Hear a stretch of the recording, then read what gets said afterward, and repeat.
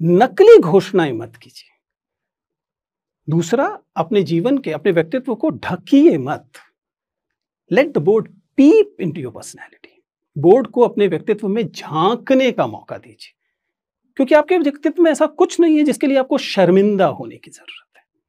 चाहे आप 10वीं क्लास में फेल हो गए थे, चाहे आपके पिताजी किसी खोमचे वाला कार्य करते हैं, चाहे आपकी माताजी घरेलू महिला हैं और वह बाहर कामकाज नहीं करती, इनमें से कुछ भी शर्मिंदगी से भरा हुआ नहीं है।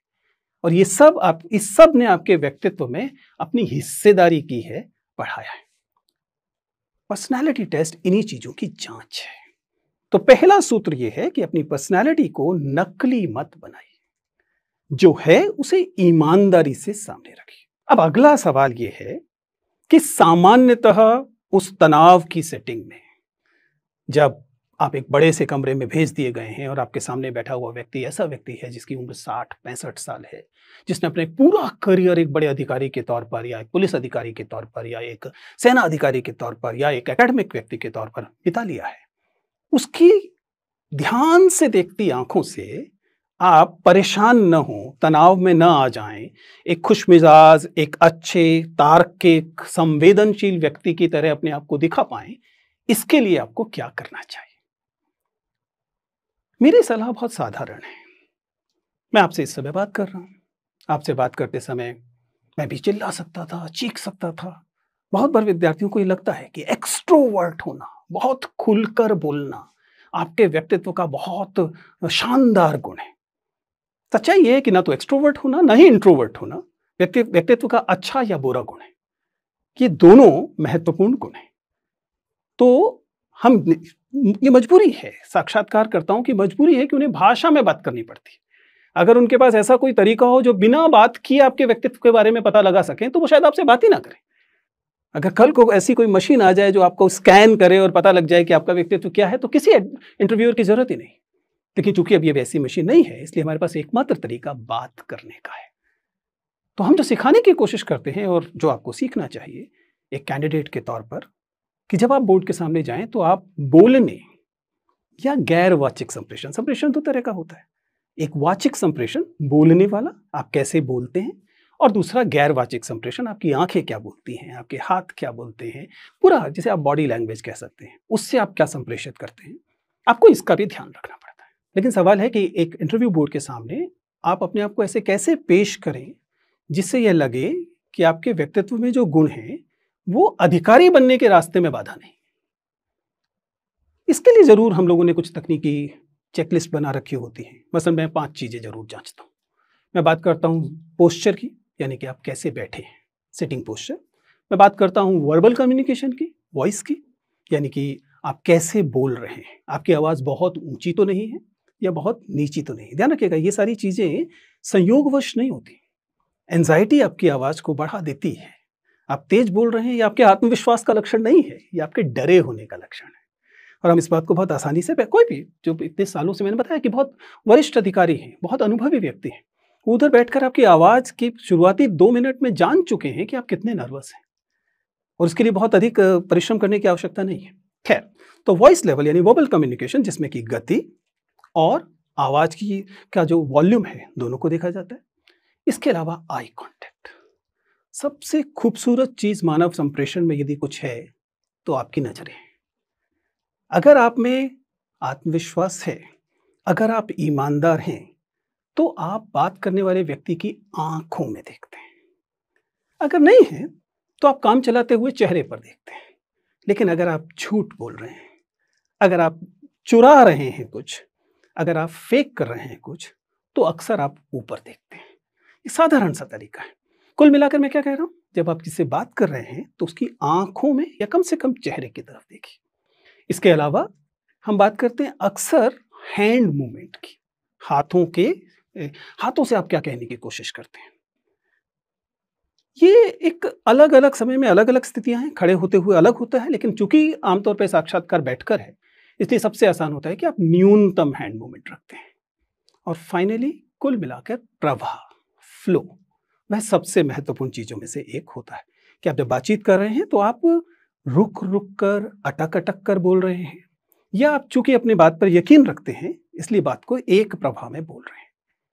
मैं ये नहीं कह रहा कि सभी लोग बराबर क्षमता से भरे हुए होंगे, क्षमताएं कम या ज़्यादा हो सकती हैं, लेकिन कुल मिला के ये एक ब्रॉड स्पेक्ट्रम है, एक बड़ी सी एक चेकलिस्ट है 4-5 चीज़ों की जिनका आप ध्यान रख सकते हैं जब आप साक्षात्कार में, किसी भी साक्षात्कार में हो और यूपीएससी साक्षात्कार में तो खास तौर से।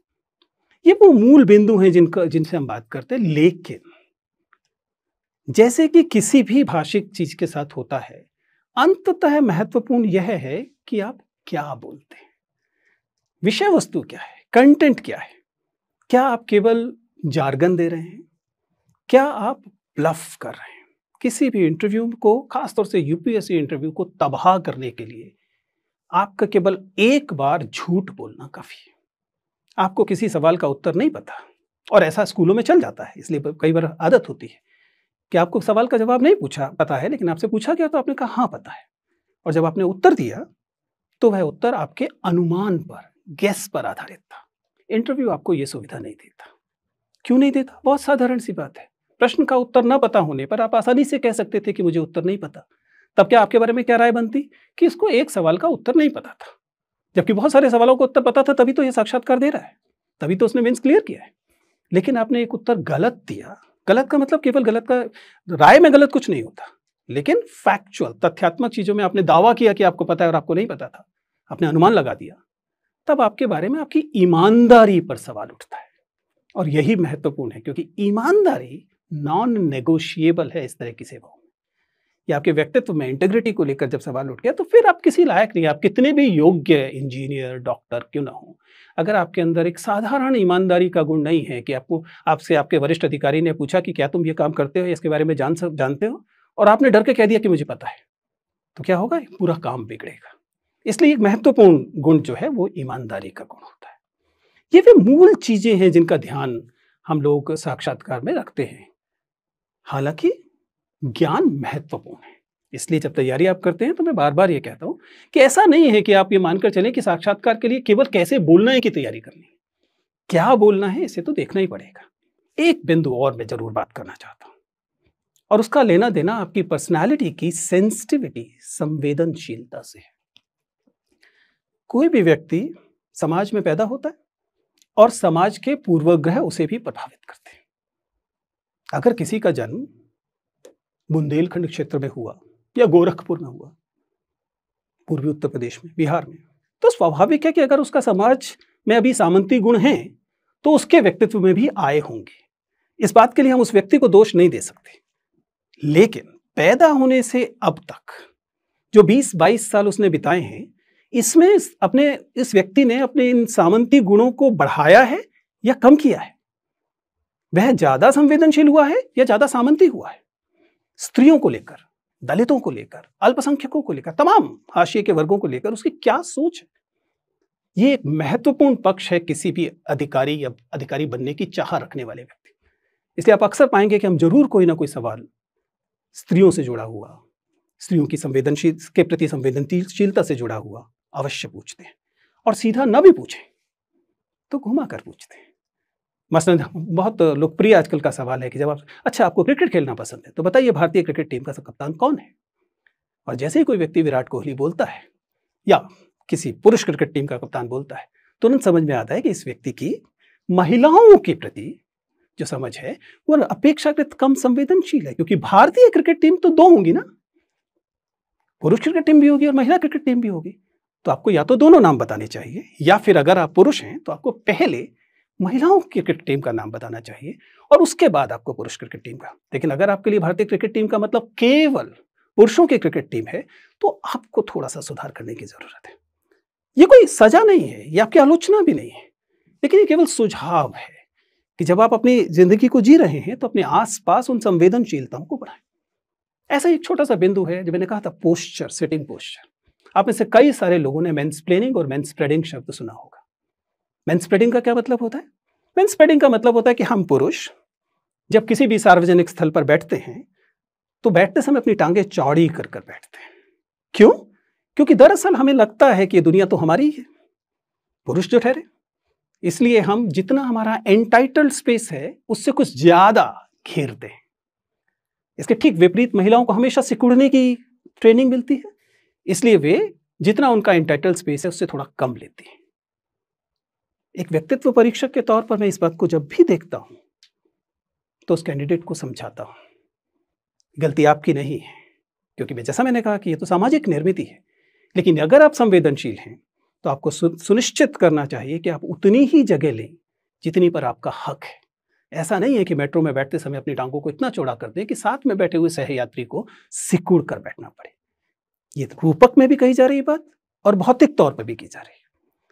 मेटाफोरिकली भी ये बात सच है कि हमें जितना मिलना चाहिए हम उससे ज्यादा घेरते हैं सिर्फ इसलिए कि हम पुरुष हैं। तो व्यक्तित्व का यह वाला हिस्सा भी हम कभी कभी जांचने की कोशिश करते हैं, बल्कि किसी ना किसी पक्ष को लेकर तो हमेशा करते हैं। अब बस आखिरी चरण, और वो यह है कि क्या आपको इंटरव्यू की तैयारी करते समय आप स्टेट के सर्विस में आना चाहते हैं, या आप यूनियन पब्लिक सर्विस कमीशन में आना चाहते हैं, या फिर आप फॉरेस्ट सर्विस ऑफिसर बनना चाहते हैं, आपको इंटरव्यू की तैयारी कब शुरू करनी चाहिए? हालांकि इसका उत्तर मैं पहले दे चुका हूं। मैंने कहा कि आपको अपनी पर्सनैलिटी फेक नहीं करनी है, जिसका मतलब है कि आपको ये अपने व्यक्तित्व को अच्छा बनाने की यात्रा तो पहले दिन से, जब से आप पैदा हुए तब से शुरू करनी थी। लेकिन चलिए, देर हो गई, कम से कम जब आप प्रीलिम्स की तैयारी शुरू कर रहे हैं उसी समय पर्सनैलिटी टेस्ट की तैयारी भी साथ साथ कीजिए। इसका क्या मतलब है? जो आप पढ़ लिख रहे हैं वो तो आप पढ़ेंगे लिखेंगे, जानकारी हासिल करेंगे वो तो है ही, करंट अफेयर्स को देखेंगे, निश्चित तौर पे देखना पड़ेगा, लेकिन साथ साथ आप कैसे चलते हैं, आप कैसे बोलते हैं, और जैसा मैंने कहा अपने साथियों के प्रति आपकी क्या राय है, क्या आप एक टीम वाले व्यक्ति हैं कि नहीं, आप टीम की तरह काम कर सकने लायक व्यक्ति हैं कि नहीं, आप अपने नोट्स को छिपाकर पढ़ने वाले व्यक्ति हैं या नोट्स को शेयर करके पढ़ने वाले व्यक्ति। आपको हैरानी होगी लेकिन इस बात से फर्क पड़ता है। अगर आप नोट्स को शेयर करके पढ़ने वाले व्यक्ति हैं, ग्रुप स्टडी करने वाले व्यक्ति हैं, तो स्वाभाविक है कि आपको शेयर करना, साझा करना, टीम के साथ रहना, टीम के लोगों को एकोमोडेट करना आता है। यही तो अधिकारी को करना होगा। और अगर आप अपने नोट्स को छिपा छिपा कर अपने दोस्त से, सबसे क्लोज फ्रेंड से भी बचाकर पढ़ने वाले व्यक्ति हैं, हो सकता है प्रीलिम्स मेंस में 1 नंबर फालतू ले भी आए, लेकिन पर्सनालिटी के लिहाज से शायद उतनी अच्छी स्थिति नहीं है। तो कुल मिलाकर आज की तमाम बातचीत में हमने जो बताया है या बताने की कोशिश की है वो केवल ये है कि सच्चा व्यक्तित्व रखिए, और सच्चा व्यक्तित्व सबसे अच्छा व्यक्तित्व है।